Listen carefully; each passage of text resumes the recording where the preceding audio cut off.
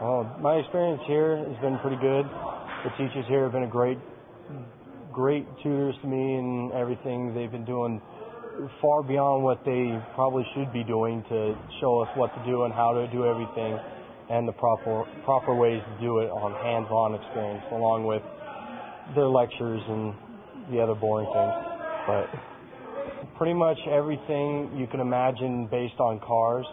I mean, there's the more in-depth detail about a car that we can't learn here, that we have to be at a manufacturer level in order to learn, but other than that, we learn just about everything here.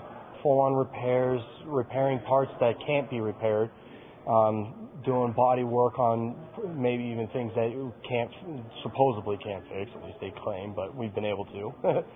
But doing pretty much everything that would need to be done in the field, and then some. Hands-on, yeah, we do mountain balance tires, we get into wrenching, but sometimes you have to get into places where your body will be twisting in ways you've never experienced before.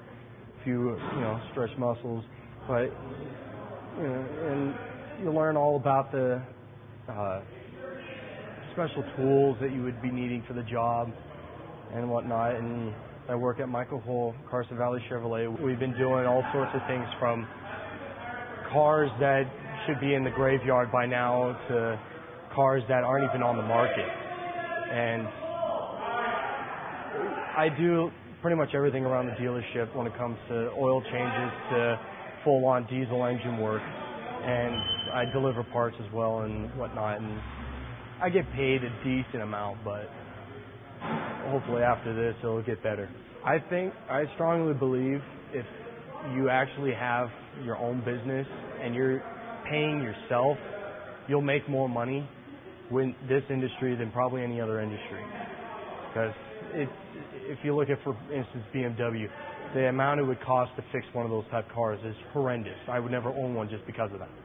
But at the same time, if you're working for an industry like Michael Hull, you may not be making as much as you would hope, but you would be making still quite a bit more than you would at most of the places around town. So at a dealership level, this actually you'd be making more money doing something like this than you would anywhere else, I think. It's kind of your preference. I mean, you have to really try it to really understand it, because some people, they just can't comprehend what we do, but at the same time, when you get down on their level and explain it to them, then they don't want to leave it, and they enjoy it. Because I mean, the fun part about this is, for instance, I build cars left and right. I'm working on my 5th one now, and just the fun of throwing something together and then actually hearing it run just gets you all warm inside. I still think there's a lot to learn, but I know enough to build an engine from the ground up, from nothing. I know all the very out of the world things that you would need to know about it. It'll help me better understand what's going on inside the engine when I'm working on it versus just replacing a part. Now I can understand why that part failed, or what that part is actually doing, what is contributing towards the engine, and what I can do to better that part even, and engineer a new part.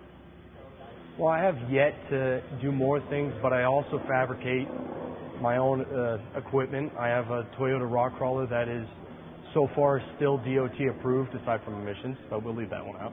But learning the measurements to actually make something that you don't have the equipment for, but you can still make and still have it federal standards, or meet federal standards, is another one of those things that I've been able to pull off so far going through here as well.